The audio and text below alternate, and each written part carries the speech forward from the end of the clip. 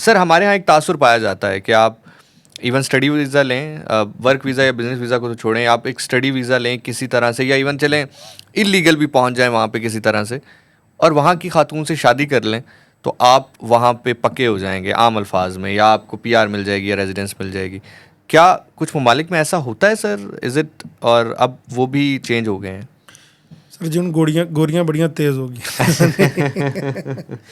मैं आपको ना देखो, हर कंट्री में ना बहुत ज़्यादा ये आप कह सकते हो कि इलीगल काम होते हैं। हमारा ऐसा है कि यार मैंने फॉर एग्जांपल आर्ट्स पैसे दे के किसी से करवा लिया, मैं पूरे शहर में ढंढोरा पीटूंगा, वो अगला बंदा ही पकड़ा जाएगा, अगली दफ़ा वो सेंटर में टेस्ट ही नहीं होगा।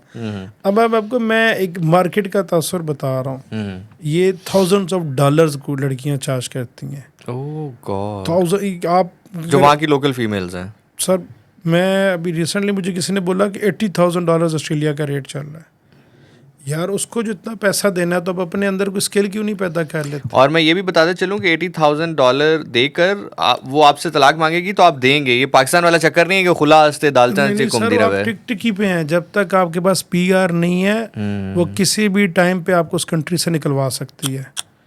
ये ऑस्ट्रेलिया, कनाडा, यूके सब में ऐसा है। ब्लैकमेल होते हैं लोगों के, लोग समझेंगे अब वो आपसे कहेगी मुझे $2,000 दो यार, मैंने तो मेकअप की चीज़ लेनी है, अब ना कैसे करोगे? वो कहेंगे अच्छा ठीक है ये डिवोर्स ले लो और तुम जाओ।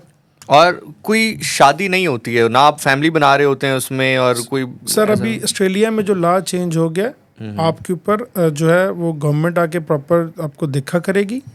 वो अगर आप स्पाउस वीज़ा लेके जा रहे हो, वो आपका एनालिसिस करेगी, आपकी फैमिली को प्रॉपर देखेगी, आपने बिल्स कितने इकट्ठे पे किए हैं, आपकी कितनी डाक इकट्ठी आई है एक ही एड्रेस के ऊपर, और भी बहुत सी ऐसी चीज़ें हैं that I can't discuss over here. तो बहुत सी चीज़ों के ऊपर अब वो उनकी गवर्नमेंट्स चेक कर रही हैं। पता होता है, सबको होता है ये चीज़ें चल रही हैं, सबको पता होता है चीज़ें मैनेज हो रही हैं इमिग्रेशन के अंदर, क्योंकि उनकी रिक्वायरमेंट होती है, उनको बंदे वहाँ पे लाने होते हैं।